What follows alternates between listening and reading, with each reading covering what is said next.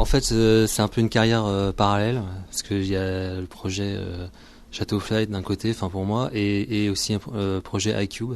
Ça base de l'un à l'autre en fait. Mais on a commencé vers 97 par faire des remixes. Premier c'était pour Pierre-Henry, puis après il y a UR et après beaucoup d'autres. Et ça nous a donné envie, au-delà des remixes, de faire de la musique tout simplement ensemble.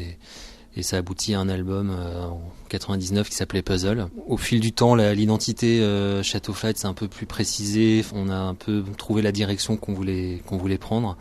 Et musicalement aussi, maintenant, je trouve qu'on est peut-être plus mature dans la production. En tout cas, on sait plus facilement comment arriver à ce qu'on veut et on a moins peur d'essayer des choses, d'inviter des gens, des musiciens. Voilà. Au fil du temps, je me suis complètement retrouvé dans le projet qu'on fait avec Nicolas, puis ça permet de faire aboutir complètement les idées et de les pousser vraiment à fond. Donc plutôt que de faire deux projets que j'aurais pas pu mener complètement à fond, je préfère me concentrer sur un seul, dans lequel vraiment j'investis tout mon temps et mes idées, etc. Et après pour le reste, effectivement, si un jour j'ai plus de temps, peut-être faire des morceaux pour moi, quoi.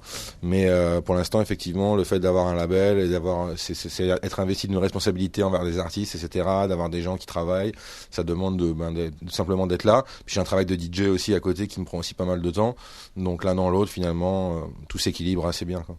Moi ce que je voulais c'est qu'on ait une structure de production totalement indépendante pour justement pas dépendre d'un studio qu'on peut louer pour une période et des fois à l'issue de cette période on n'est pas vraiment satisfait du résultat, donc il faut repartir de zéro, etc. Donc là ce qui est bien c'est que c'est notre propre studio, on peut le laisser en l'état et on peut recommencer autant de fois qu'on veut et essayer le maximum de choses, et l'avantage c'est d'avoir un outil qu'on peut vraiment développer au fur et à mesure, et on peut essayer de pousser un peu les possibilités du studio. Ce qu'on fait, c'est à chaque fois qu'on fait un disque, on remodèle complètement le studio de manière différente pour justement avoir une approche nouvelle du matériel.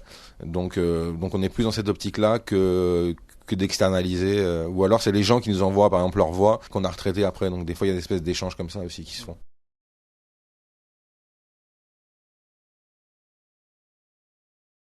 Le fait de voyager, c'est sûr que c'est assez régénérant et ça permet d'avoir de nouvelles influences, de rencontrer de nouvelles personnes. Mais bon, en fait, on n'a pas vraiment de carcan musical d'un style, etc. On se laisse assez porter par ce qu'on a envie de faire à chaque fois, quoi. Bah disons, enfin c'est un peu ça le plaisir de voyager et de jouer à l'étranger, c'est qu'à chaque fois la musique qu'on joue est perçue d'une façon différente, et quand ça se passe bien comme ça s'est passé au Brésil et en Argentine, c'est surtout un public enthousiaste et qui est peut-être un peu moins blasé qu'en Europe, ou qui est peut-être moins bombardé de disques et d'informations.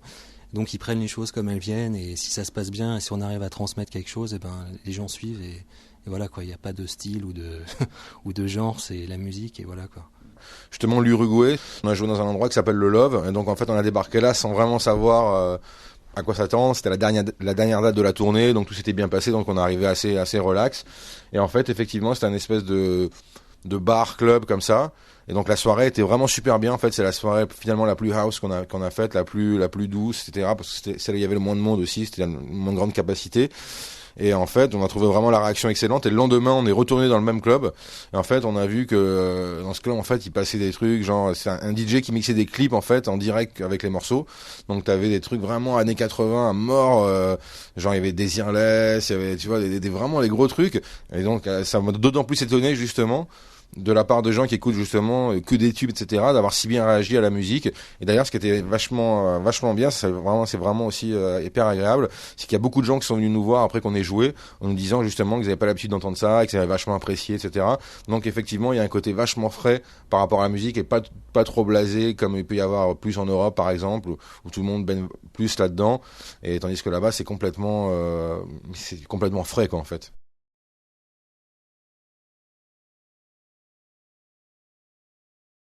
Oui, on bosse avec des distributeurs par pays, en fait, différents pour chaque territoire.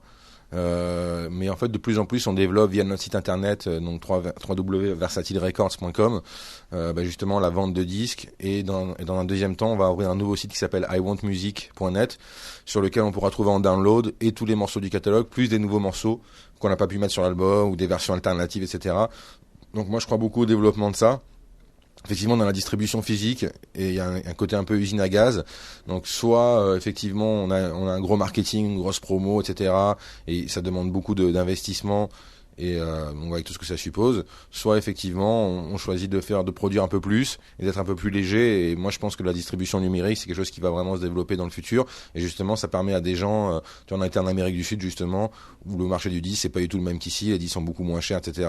Donc c'est un peu compliqué. Et justement le site iwantmusic.net, ça répond à cette demande-là, c'est-à-dire pour des gens qui peuvent pas acheter des CD à 15 € par exemple, sur notre site. En plus, pour se les faire envoyer à l'étranger, en l'occurrence en Amérique du Sud, c'est énormément taxé. Je crois qu'il y a plus de 200% de taxes, etc. Donc, effectivement, c'est un obstacle. Donc, je pense qu'à travers le download, ça permet au moins d'avoir la musique dans une bonne qualité, et sans l'avoir sur des peer-to-peer, etc., de pouvoir en même temps participer de manière financière aussi au fait que voilà, on produise des disques et que c'est un investissement, et que voilà, tout le monde doit participer à ce truc-là pour que ça continue à exister, quoi.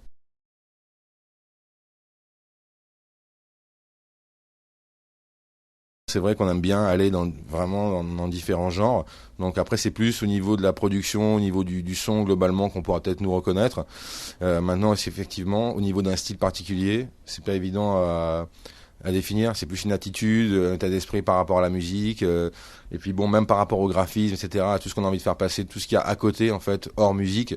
Voilà, quoi, il y a cette image aussi un peu décalée, parfois presque un peu absurde, qui peuvent être soit dans le nom des morceaux, voire même dans le nom du groupe, etc. Même sur les clips qu'on peut faire, et en même temps c'est une espèce de boulimie, quoi. C'est-à-dire vraiment, à chaque fois, c'est presque comme un challenge pour nous de se dire, tiens, si on faisait un morceau hip-hop mais un peu différent, ou si on faisait un truc techno mais qui soit peut-être plus acoustique, c'est essayer à chaque fois de revisiter les styles avec une approche différente.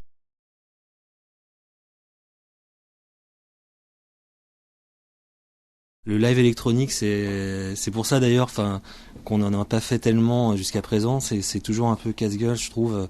Et à la limite, autant jouer des disques, c'est peut-être même plus instantané que de venir avec son portable quand c'est vraiment strictement électronique. Après, bon, là pour Chateau Flight, ça se pose différemment parce que c'était déjà dans le contexte de l'album, c'était déjà ça, des rencontres avec des musiciens. Donc c'est peut-être plus propice à de la scène. Et puis c'est aussi le côté dance music. Enfin, quand tu fais des trucs plus dance floor, il y a une espèce d'obligation de faire danser.